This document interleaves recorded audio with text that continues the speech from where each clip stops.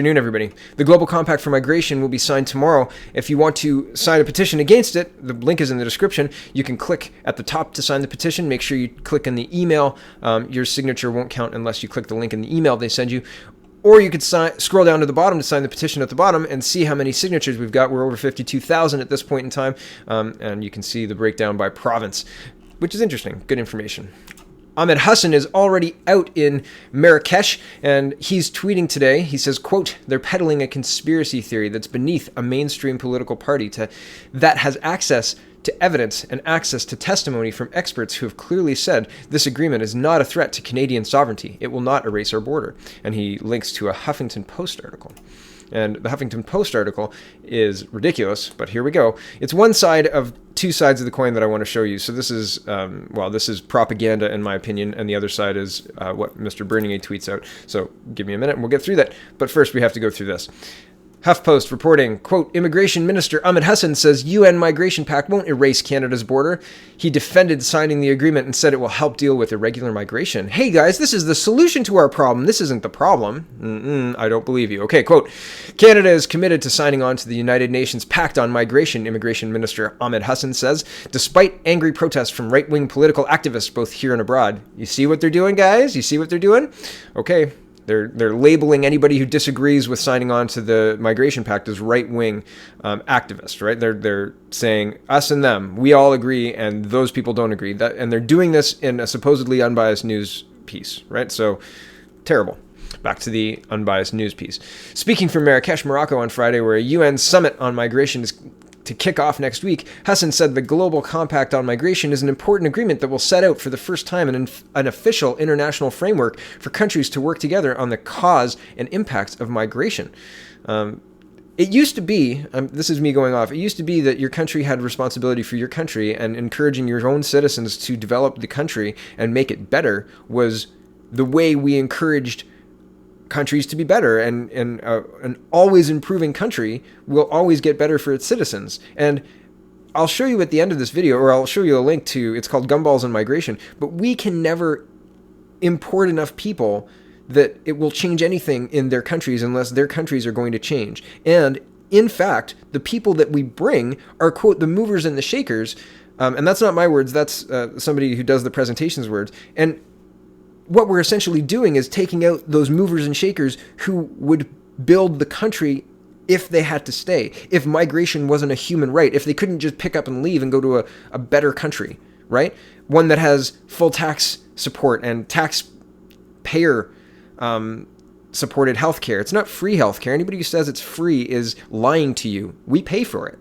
We spend 50%, 42% at the last check of our paychecks on taxes. And right now, that will not, after Monday, after tomorrow, that'll be going to help anybody who can get to Canada. Back to the article. For Canada, one of the key benefits will be an opportunity to work with source countries or irregular asylum seekers who have been crossing into Canada via non-official entry points by the tens of thousands over the last 2 years. Canada will have a more official way through the compact to address the problems that cause migrants to leave their countries for Canada, Hussen said. Hold on, I'm going to stop here. I'm going to reread that. It says, Canada will have a more official way through the compact to address problems that cause migrants to leave their countries for Canada. So what we're going to do is not close our border. We are going to spend money, and this next paragraph outlines this clearly, but we are going to spend money in other countries to convince people to stay in their countries. So we're going to, while we will continue giving taxpayer money directly to these people to house them in hotels, to put them up and to feed them and to clothe them and to give them healthcare, etc., while we continue doing that, we will also send money back to your home countries so that it'll make them better too. What? Back to the article. Quote, "People talk about how we should approach illegal migration. One of the ways to deal with it is to work with other countries," Hussen said. "One of the things that we do is work with partner countries to assist them with job creation and skills development programs that enable source countries for migrants, like Morocco, to ensure a better future for their people here so they don't have to take risky journeys of migration and to engage in irregular migration." If you don't encourage people to leave by saying, yes, if you can get to Canada, we'll give you all of this free stuff, then they'll stay in their country and fix it. Period. Back to the article. But despite 2 years of work at the UN level and consensus reached after 6 rounds of negotiation on the final text, a movement of protests against the agreement has grown in Europe over the last year, leading several European countries to quit the compact. Australia, Israel, Hungary, Austria, Croatia, Italy, Bulgaria, and the Czech Republic have said they will not support it. Poland and Estonia also may not sign, and Belgium's coalition government is so divided over it, the question of whether to sign the pact is threatening to topple the government. The United States will also not sign the pact. So they being the media, trying to whitewash this. Ahmed Hussen is trying to package this up as the solution to the problem of people crossing our border irregularly, illegally. And my solution to people crossing the border illegally would be to shut the border and have some people standing there who, I don't know, have weapons and who say this border is enforced and you have to go to a regular crossing and they will tell you that you have no standing here. Period. And I realize there's problems with that, but you can deport these people. And pretending that that isn't the case is leading to this ridiculous compact. And all of these countries that are not signing the compact have legal concerns around sovereignty. Canada has and was a leading architect. This person, Ahmed Hussen, it was a leading architect of the Global Compact, so he's got skin in the game. He has a vested interest in whether countries sign on or not, and he is going to make sure Canada signs on unless something stops him. And at this point, I don't see, aside from the government falling tomorrow morning in the House with, and I don't even know if Justin Trudeau's in the country. Last I checked, he was on a personal day today. Nothing going on in Canada today. He's just on a personal day. He's at home, not working. But it's very, very interesting that we can't stop this. We being the population of Canada who weren't asked, did not know, and only 6% agree with the moves that Mr. Trudeau and Mr. Hussen are saying. Maxime Bernier is tweeting about the same thing. He says, must-read article by Canadian professor Salim Mansour on the threat to our freedoms and sovereignty posed by the Global Compact for Migration and other UN globalist schemes. And I'm very glad Mr. Bernier uses the term globalist schemes. I'm not going to get into that yet. So here's the article, and it's from American Thinker. The link is in the description. It says, Justin Trudeau's Canada embraces a world without borders. The Liberal government of Prime Minister Justin Trudeau is set to sign the UN Global Compact for safe, orderly, and regular migration at an intergovernmental meeting in Marrakesh, Morocco on December 10th, 2018. Few Canadians are aware of what this UN Global Compact represents. Even fewer have been consulted, and without any mandate except for a parliamentary majority, Justin Trudeau is committing signing Canada on to an agreement with far-reaching consequences. Not only for Canadians, Canada agreeing to abide by the agreement will also have consequences for Americans, as among migrants entering Canada might well be those intending to sneak into the United States across the world's longest open border. The UN Global Compact spells out in 34 pages of fine print requirements for member states to adopt as policy accommodating unfettered mass migration from the global south to the north. Human migration is as old as human history, but in modern times, especially in the period following the end of the Second World War, resulting in massive dislocation of the European population, settlement of migrants was arranged and conducted by national governments with support of their citizens. The Global Compact, instead, is a UN top-down arrangement to deal with the migration problem turned into the most disruptive global crisis in years. This time, the crisis is the result of the massive failure of UN-engineered policies of socioeconomic development of post-colonial societies in Africa, Asia, and Central and South America.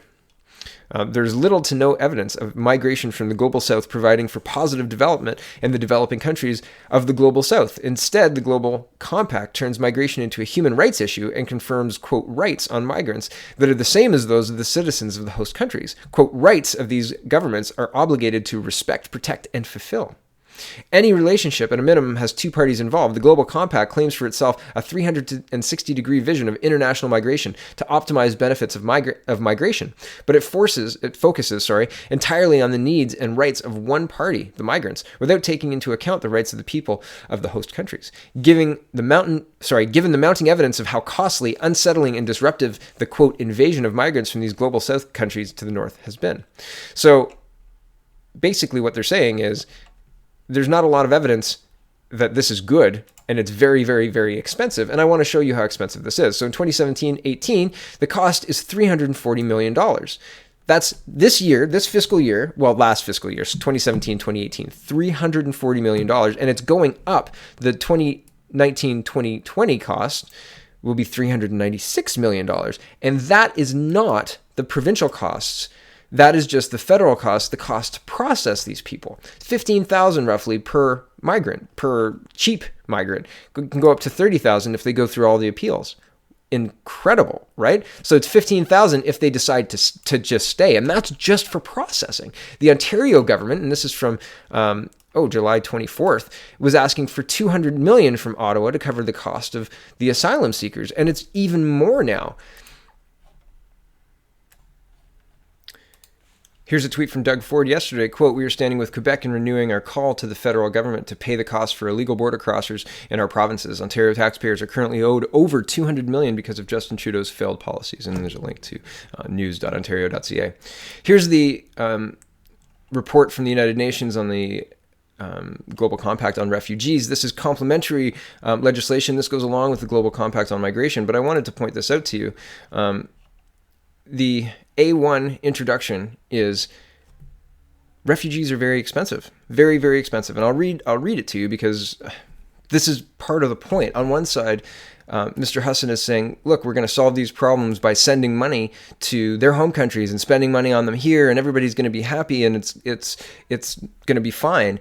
And then we find out that it's $340 million in 2017-18 to run through the processing of these people. This is paying salaries of judges and immigration experts who are consulting on what to do about these migrants. This is construction of Roxham Road buildings and meal plans that are sensitive to these people's, what they want to eat, et cetera, et cetera. So like, this is not cheap. This is $340 million. And then you add on top of that the $200 million that Doug Ford is talking about, over $200 million. And you've got $500 million this year alone, unbudgeted. That's a ton of money. So where's this economic boon? Right? And this is the Global Compact for Refugees. And as I said, it talks about how expensive this is. And I'll read it to you. But the whole point here is, on one side, they're saying it's really, really, really expensive. And on the other side, they're trying to sell it as it is an economic boon that we should be thankful for. And it's not. And what we're doing is not the most efficient way to help these people. If helping these people was actually the goal, then we would be helping the people in their home region, because we could help many more of them. Instead, the goal is to bring people here. But I'm getting ahead of myself. Here's the Global Compact for Refugees. Link is in the description. You can read for yourself. But this is the A1 introduction, the very first thing that the UN wants you to know, the most important thing. This opens the report. Everybody reads the one paragraph. It says, quote, "The predicament of refugees is a common concern of humankind. Refugee situations have increased in scope, scale, and complexity, and refugees require protection, assistance, and solutions. Millions of refugees live in protracted situations, often in low and middle income countries facing their own economic and development challenges, and the average length of stay has continued to grow. Despite the tremendous generosity of host countries and donors, including unprecedented levels of humanitarian funding, the gap between needs and humanitarian funding has also widened. There's an urgent need for more equitable sharing of the burden and responsibility for hosting and supporting the world's refugees, while taking account of existing contributions and the differing capacities and resources among states. Refugees and host communities should not be left behind." So they're saying it's very, very expensive. And I'm saying it's very, very expensive. And why? We're supposedly doing this for an economic boon. And this is the Washington Post saying President Trump's claim that 10 refugees overseas costs as much as one in the US. And there's a lot of wonky math. And the whole article is designed to make Trump seem foolish. The meat and potatoes of it is essentially that the HHS took it one step further and estimated the taxes paid by the refugees, including payroll taxes, income taxes, property taxes, sales taxes, and the like. The net fiscal impact was $63 billion over 10 years, the agency said. In other words, over time, the taxes paid by refugees easily exceeded the cost of taxpayers. Okay, but on the front end, it's costing us $500 million, unbudgeted dollars in a year, and that doesn't seem like it's going to turn around. And especially when these refugees have no incentive to work, no incentive to turn around and get a job. There have been stories where if they get a job, then the payments from the government reduce, right? So it's a disincentivizing system.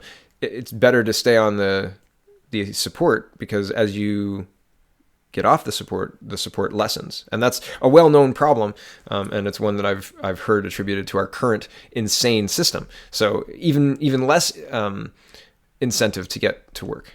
And that doesn't describe everybody. I know there are some people who are taking advantage of this situation and finding a job. There are stories all across the CBC of people who have been immigrants who are successful. But I'm talking about illegal border crossers, the people we're putting up in hotels, those people that are 40% of Toronto social housing and shelters.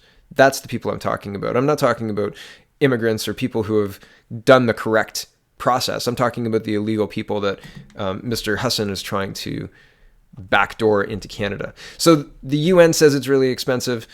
Our math says it's really expensive. We've spent $500 million unbudgeted dollars. Doug Ford is demanding money back. Mr. Trump says you can resettle or help 10 times the amount of people if you help them in their own region. And I would agree with that. And here's immigration, world poverty, and gumballs. And this is what I was talking about at the beginning, how we're sucking out the lifeblood, the center, the movers and the shakers, the people who are going to force change in their country and bringing them to Canada and or the West, and not helping the country and not helping Canada either. This guy clearly makes a very good case. It's a 6-minute video. It's worth the watch. But like halfway through, the gumballs make it really clear visually that you can never outpace the birth rate. You're always going to be behind. You can never bring enough people over to meaningfully change the country. So why are we doing it? It fails. The policy fails. The whole thing is a failure. And based on a fallacy. Like, giving rights to people sounds really nice, but the reality of it is it will overwhelm our healthcare because these people never paid into it, and they can't pay into it. It will overwhelm our social security. It will overwhelm our real immigration system. It already is. So, this is a bad idea. This is a terrible idea. And the countries who have run away from it, I'm very jealous of. I'm very sad that our government will continue tomorrow. It will not fall, as far as I know. I haven't read anything to make me think that there's enough political will to have the government fall or a mass crossing of MPs to Mr. Scheer to prevent this from being signed. Nobody cares enough. There are very few people who care enough to stop this. And Mr. Hussen has said anybody who is against this is a right-wing activist, and he will ignore them and sign this agreement. So I don't know. As I said, I don't know where this goes. I don't know what's next. But it looks like this will be signed, and our government will open our borders, just like Germany's did, just like France did, just like Europe did, which led to Brexit, and has led directly to the yellow jacket protests that are happening across France right now. So Canada seems hell-bent on following Europe, and that can either be because they're bought off or because they're dumb. I don't know. Thanks for watching, everybody. Sorry for kind of a downer. Enjoy your Saturday afternoon.